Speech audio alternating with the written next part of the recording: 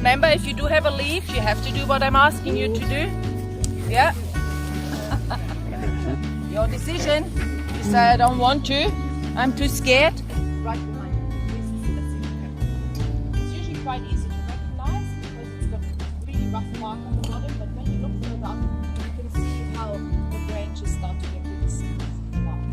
Now, the Sydney peppermint is one of the strongest smell of all eucalypt leaves that we have. And what we do now is actually something that not so much the Aborigines at the beginning used to do because they didn't need it. It was actually cut in half. And then you just make a nice little roll. Yeah, just roll it. While you roll it, he always laughs at it. Oh, it's too soon. So you end up with a little thing like this. Alright? And then I want you all to come. Deep breath. Can you feel it? Can you smell it? This is the best way if you do have really bad cold. Yeah. This is what we call a native hibiscus. Ever heard of that? Yeah? You see them around? Please do not get confused with a not native hibiscus, because a not native hibiscus is poisonous. Alright? Native hibiscus is not.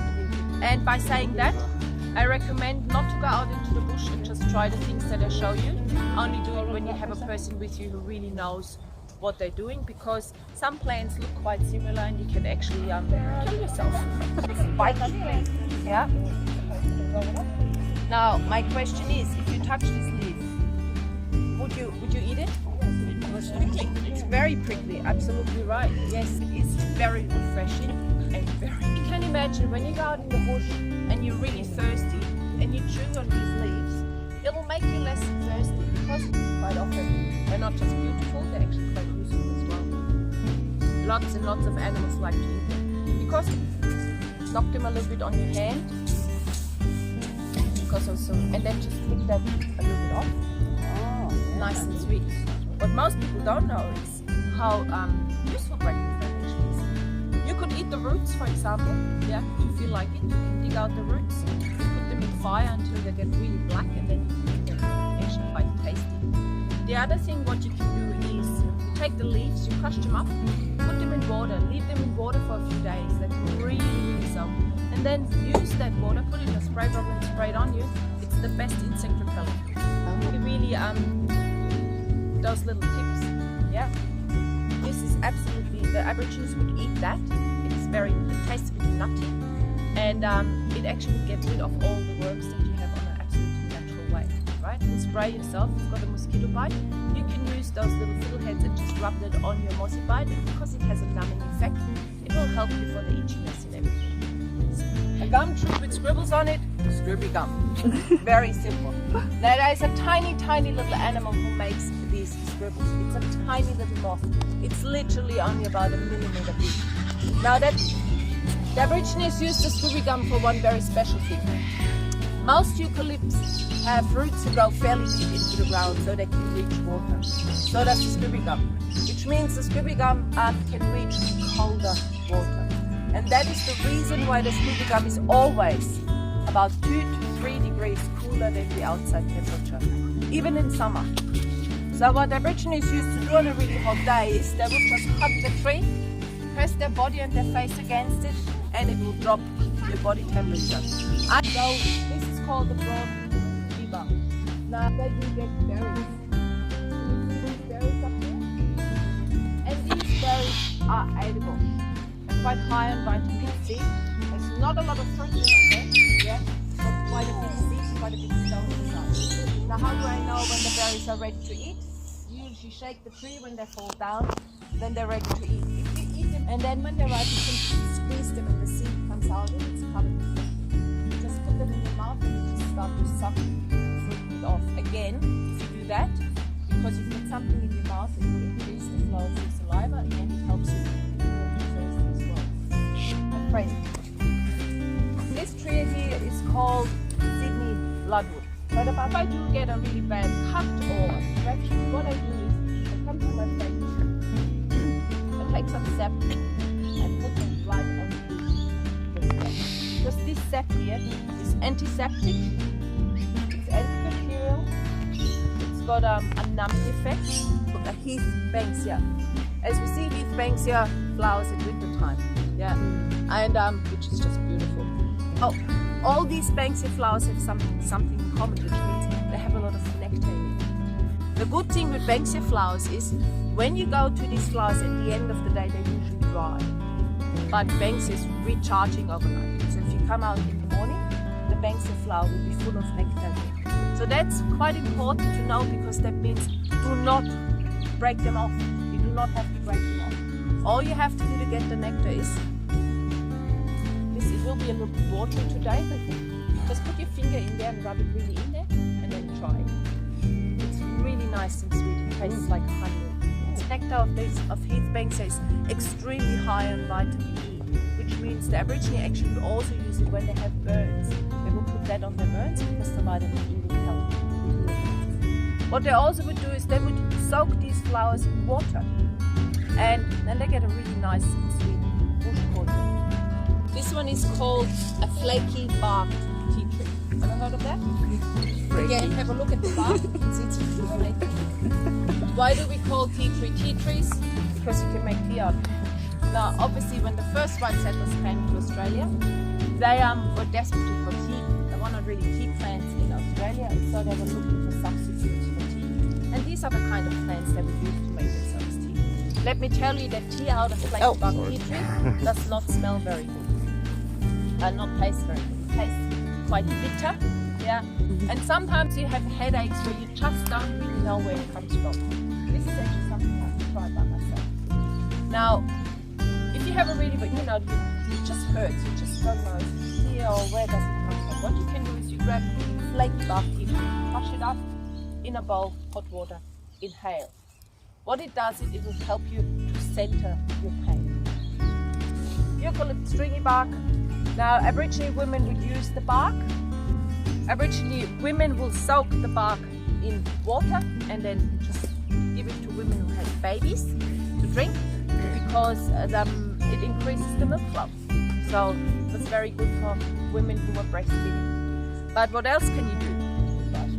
You can do baskets, and what you can do with that bark is you can make beautiful rope out of it. As you build shelters out of leaves, out of bark, out of plants, for example, like the cone stick, which is very flexible, or just lean some branches against the tree and cover it with bark, and then I would use rope to tie that all up.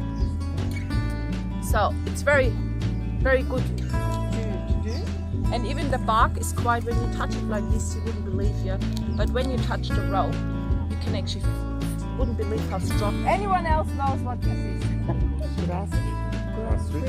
Grass tree, correct? That you can do it. Yeah. Number one,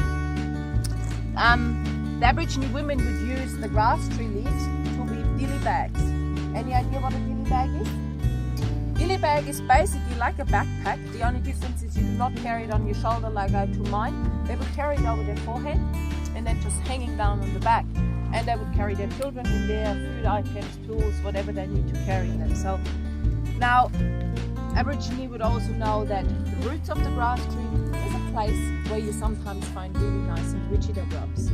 Did anyone ever ate a wichita grub? Did you like it? Yeah? I did. We can survive about 4 days without water, but we can survive up to 30, 40 days, depends on how much reserves you have, between 30 and 40 days without food. So water is definitely the most important thing, right? And so, but then you find a grass tree. What you can do is you would pull some of those leaves out of the middle, and when you pull them out, they would have a white end. If you put that in your mouth and you start to chew on it, same thing, it starts to increase your saliva flow, and it also has quite a lot of water in it by itself, so it makes your mouth really nice, and you get some fluid. Now you're hungry. So what I could do, I'm not doing it because you would destroy the plant to do that. And just to let you know, the grass tree grows extremely slow. They only grow about 1 centimeter a year. So think about how big that tree is, and then you can guess roughly how old that tree is. So they grab that tree and I would chop the head off that tree. And I would look inside. It looks a bit like a pineapple inside. It's got a white, limey colored center. And it it's the material. It's a little bit like coconut meat from the texture, and you can eat that straight out of the plant. It tastes like a really nice and fresh vegetable, right? Quite a lot of water in it as well, and it will help you to survive definitely because it has twice the starch of a normal potato. So you can eat that, and it will give you enough energy to be able to keep going and find your way back. And when this is dark brown flour basically instead, it's gone. That's when they will use it as a spear. Perfect at fishing spears because it's very light, hollow basically. So if you throw it into the water, it will just come back up to the surface and you can just pick the spear out of the water. So, and grass tree flowers grow to 90% straight. So this is obviously one of the 10% that does not grow straight. Usually they only grow like this when something is in the way, but normally they usually don't grow straight. So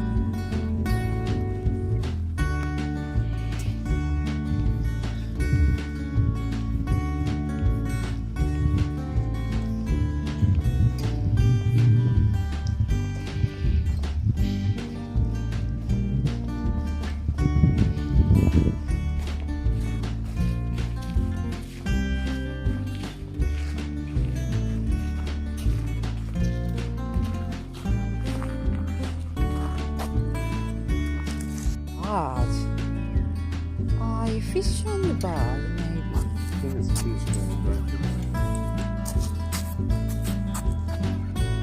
Whale?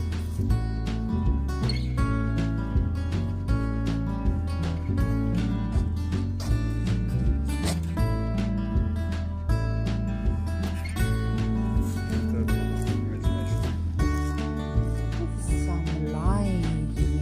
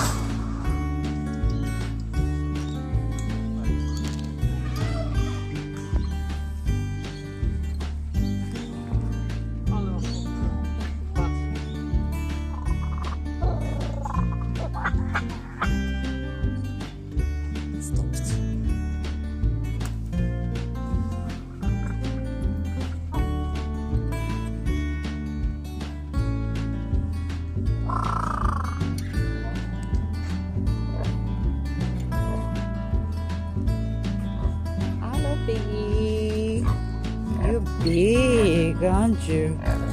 Yeah? He's talking to me.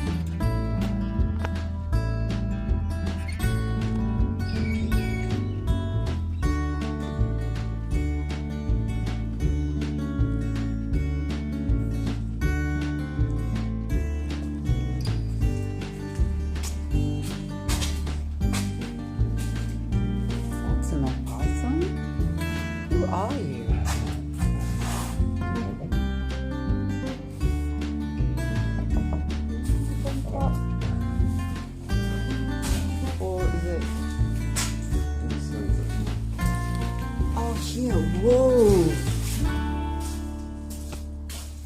that's flown. Diamond partner.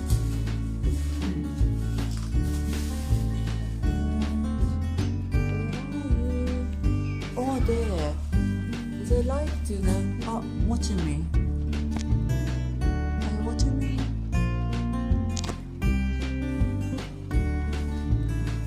Here. Finally, someone moving.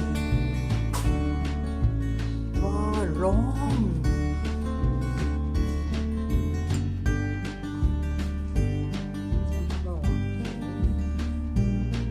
Someone moving here.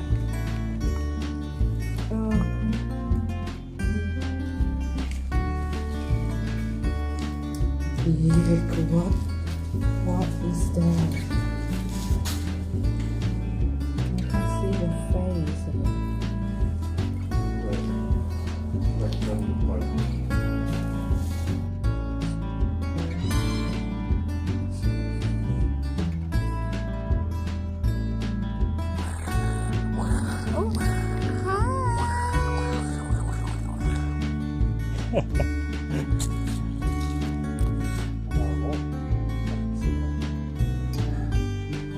Is it like a lot of them in like a map?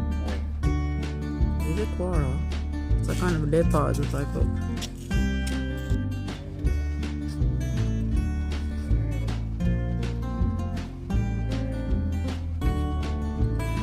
They're gonna spot you. Spit. This is like the face of like a camel. The eye.